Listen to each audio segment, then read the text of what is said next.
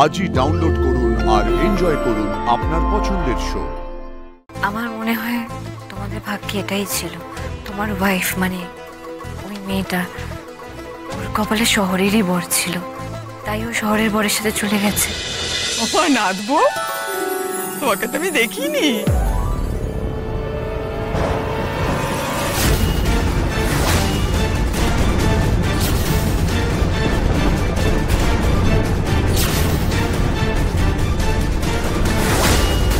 সে কি? এ কে? এ তুই কাকে নিয়ে এসেছিস? মানে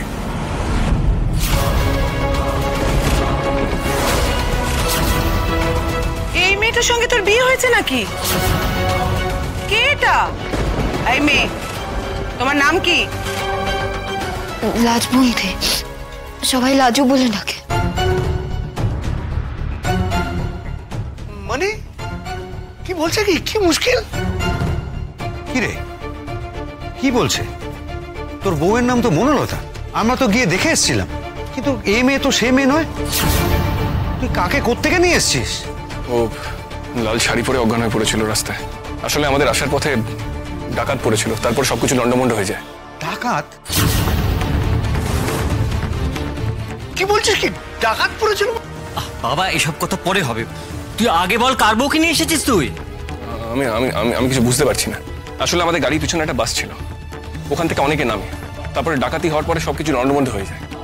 আমি ওকে দেখি লাল শাড়ি পরে অজ্ঞান হয়ে পড়ে আছে। আমি তারপরে ওকে গাড়িতে তোলার পর হসপিটালে পর্যন্ত নিয়ে যাই, কিন্তু এতটা রাস্তায় ও আমাকে কিছু বলেনি। বলবে কি করে? তো অজ্ঞান হয়েছিল, অবশ্য ঘুমিয়েছিল। এই তুমি কে? বললাম যে লাজবন্তী। তোমার বাড়ি কোথায়?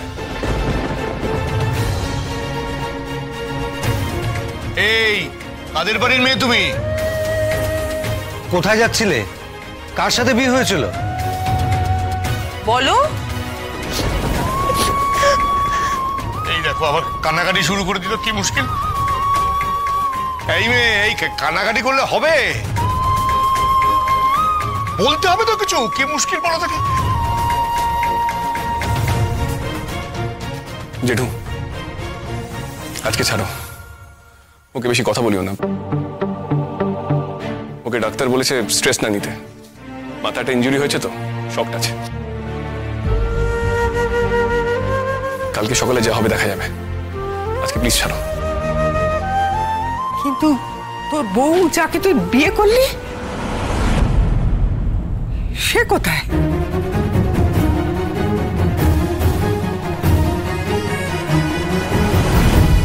কি বলছেন মশাই?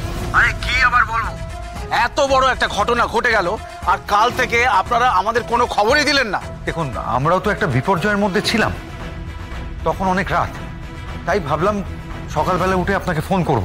বুঝতেই তো পারছেন, একটা অচেনা অজানা মেয়ে হঠাৎ আমাদের বাড়িতে হাজির। কি বলছে? আরে ঠিকানা পত্র কিছুই আমরা পাইনি। কোনো রকমে ফোন নাম্বার জোগাড় করে দাদা মেয়েটির বাবাকে ফোন করলো। মেয়েটির বাবা কি বললো জানেন?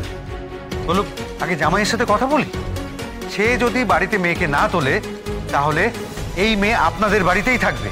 কি বিপর্যয়ের মধ্যে আছি বুঝতে পারছেন? শুনুন, আপনার ছেলের সঙ্গে গিয়ে আমার মেয়ের বিপত্তি ঘটেছে। এখন আমার মেয়েকে আমরা কোথায় খুঁজে পাবো? দেখুন, ডাকাতি হয়েছে, এটা তো আমাদের হাতে নেই। আমরাই বা কি করবো বলুন? লোকাল থানা পুলিশ করুন।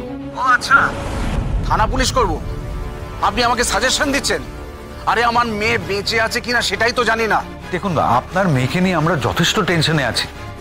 আমার কি মনে হয় জানেন, এই মেয়েটি অন্য কারোর বউ বদলে আমাদের বাড়ি চলে এসেছে, আর আপনার মেয়ে হয়তো এর স্বামীর সাথে কোথাও চলে গেছে। আমরা তার খোঁজ খবর নিচ্ছি। শুনুন, বনলতা একটা শিক্ষিত মেয়ে, ঠিক আছে? সে যদি ভুল করেও কোথায় গিয়ে থাকে তাহলে সেটা ফোন করে আমাদের জানাবে। যখন সে সেটা করেনি, তার মানে নিশ্চয়ই তার কোনো একটা বড় বিপদ ঘটেছে, হয়তো এই হামলায় তার প্রাণটাই চলে গেছে। এখন আপনারা সমস্ত রাত ধীরে সুস্থে কাটিয়ে আমাদেরকে খবর দিচ্ছেন। দেখুন, আপনি ঠান্ডা মাথায় বিচার বিবেচনা করুন, রাগ করবেন না। দেখুন, আমরাও তো বিপর্যস্ত অবস্থায় ছিলাম।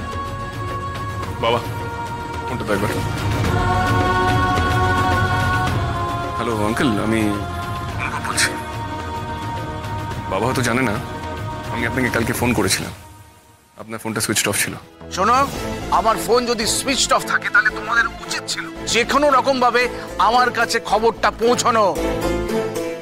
থানায় যোগাযোগ করলে না কেন? আঙ্কেল তখন কি আমার ওইসব মাথায় এসেছিল? ও আচ্ছা, আমার মেয়ে বলে তোমাদের মাথায় আসে। যদি তোমার বাড়ির কেউ হতো ঠিক সেটা তোমাদের মাথায় আসতো। আমার মেয়েকে যদি আমি না পাই, আমি কিন্তু তোমাদের সবাইকে জড়িয়ে নেব। দেখুন আঙ্কেল, আপনারা ভাববেন না যে বিপদটা শুধু আপনাদের, এই বিপদটা আমারও। আমি আপনাদের সঙ্গে আছি। আরে, আমার মেয়ে যদি আমার সঙ্গে না থাকে তাহলে তুমি আমার সঙ্গে থেকে কি করবে? হ্যাঁ, এই থাকার মানেটা কি? এই ফোন রাখো। আর হ্যাঁ শোনো, আমার মেয়েকে যখন আমাকেই খুঁজে বার করতে হবে তাহলে আমিই চেষ্টা করছি।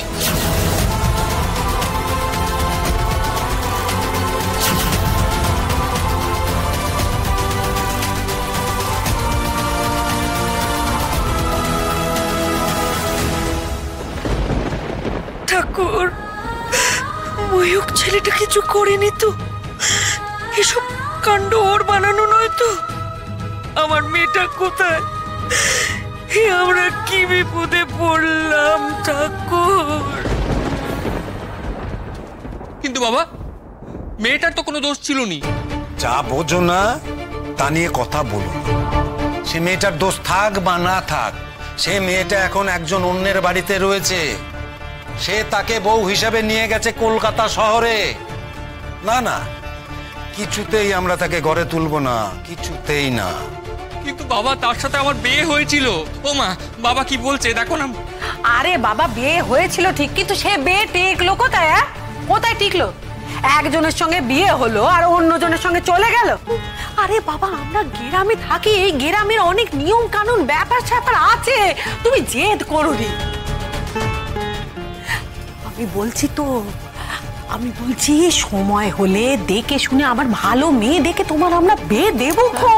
না, আমি আর বিয়ে করবুনি।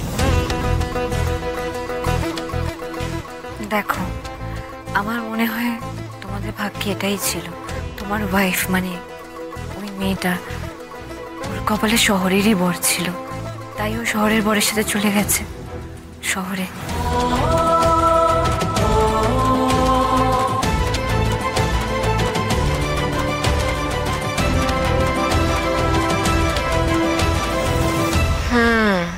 বুঝতেই পারছি, আমাকে যার সঙ্গে বিয়ে দেওয়া হয়েছিল মনে হচ্ছে তার কপালেই তোমার বউ পড়েছে।